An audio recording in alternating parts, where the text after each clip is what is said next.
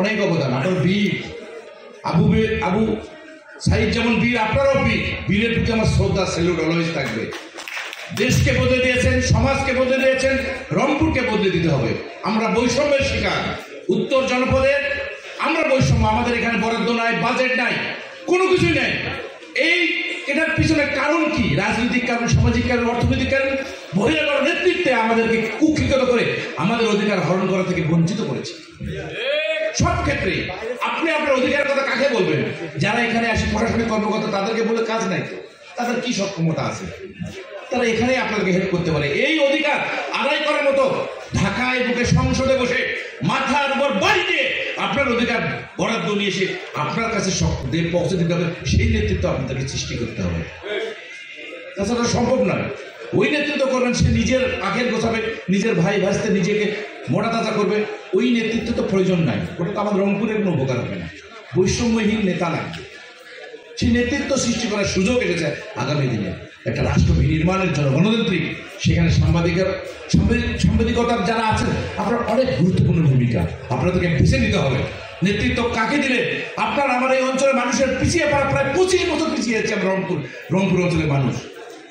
চাকরির ক্ষেত্রে, বাকরির ক্ষেত্রে, সব ক্ষেত্রে লেভেল ফিল করতে হবে, দ্রুত কুইক জেনারেলের মতো সেরকম নেতৃত্ব তৈরি করতে হবে। অধিকার আদায় করে নিয়ে আসতে হবে। কারণ সব দিনের জন্ম হয়েছে। দেশের ক্রান্তি লগ্নে ব্রিটিশ বিরোধী আন্দোলন রংপুর থেকে হয়েছে, ক্যান্টনমেন্ট রংপুর থেকে হয়েছে, জুলাই বিপ্লব রংপুর থেকে হয়েছে। কোন দিক থেকে আমরা কম? আপনারা আমরা কোন দিক থেকে কম বলেন? কিন্তু আমরা আমাদের অধিকার থেকে কেন বলছি? চিল্লাইতে হবে কেন? অধিকার এসে হাজির হবে, সেই নেতৃত্ব কিন্তু আমরা সংকটে আছি। কারণ আমরা উপনিবেশিক শাসন ব্যবস্থা যেমন ছিল, ফির আবারও আমাদের উপনিবেশিক শাসন, বহিরাগত নেতৃত্ব, যারা আপনারা আমাদেরকে চেনে না। প্রতিদিনের নিত্যদিনের গরিব অসহায় মানুষের কথা শোনার যাদের কোনো স্পেস নাই। একটা লোক সকালে যা তার কষ্টের কথা একজনকে বলবে, তার সমস্যার সমাধানের কথা বলবে, তার ছেলের চাকরির কথা বলবে, বিনা পয়সায় চাকরির কথা বলবে। এইরকম নেতৃত্ব আমরা সৃষ্টি করতে পারিনি। সেই জট, সেই পর্দা ছিঁড়ে ফেলতে হবে আমাদেরকে আগামী দিনে। সেটা আপনাদের দ্বারা সম্ভব। সেই জায়গায় আপনাদের অধিকার থাকবে, ওই অঞ্চলের মানুষের অধিকার থাকবে। সেই জায়গায় আমরা একমত হতে পারি কিনা? অবশ্যই পারব। এখানে সকল মেধার সমাবেশ। আমি মনে করি গোটা রংপুর বিভাগের মেধার এখানে ছড়াছড়ি। এরাই বাংলাদেশকে বদলে দেবে, রংপুরকে বদলে দেবে। আসুন আমরা একটা পরিবারের মধ্যে হই, রংপুর বিভাগ পরিবার। আমরা আমাদের অধিকার আদায় করা না হওয়া পর্যন্ত সর্বশেষ ব্রেক আমাদের উপর যত বেড়েছে, সেই ব্রেকগুলো তুলে আমাদের উন্মুক্ত করে দিতে হবে। অর্থনৈতিক জোন লাগবে, এখানে আমাদের ইকোনমিক জোন করতে হবে। যত বৈষম্য হয়েছে, কর্মসংস্থান, গার্মেন্টসের হাজার হাজার ছেলেমেয়েরা কষ্ট করে একটা 10 জন থেকে কি কষ্ট করে ওখানে চাকরি করতে। ওই গার্মেন্টসের এখানে তাকে ভর্তুকি গভর্নমেন্ট দিয়ে এখানে যদি প্রায় 25-30 লাখ লোকের কর্মসংস্থান হয়, বাড়ি থেকে গিয়ে সে চাকরি করে নিজের অর্থটা পরিবারের জন্য, আমাদের এই অঞ্চলের মানুষের অর্থনৈতিক পরিবর্তন হবে না?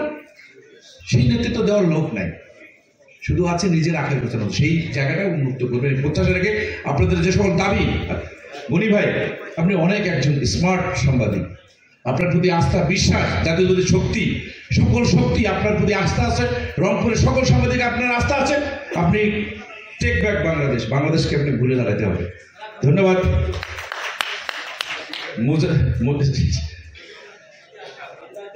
বিএনপি ক্ষমতায় গেলে আমাদের দাবি দাবার ব্যাপারে কি করবে? আমরা 1 মিনিটে জানতে। প্রিয় ভাইরা, আমি আমার রংপুরের সমস্যার কথা বলছি। সেই নেতৃত্বটা আপনাকে সৃষ্টি করতে কে নিয়ে আসবে? সেটা তো তৈরি করতে হবে। কি ঠিক কিনা? সে আসবে। সে যদি আমার সেই জায়গায় কোনো প্লে থাকে, এটা বলার অভাব নেই। কারণ আমি তো নিজেই ভুক্তভোগী আপনাদের মতো। এই কাজটি শুরু করতে হবে, কাউকে না কাউকে।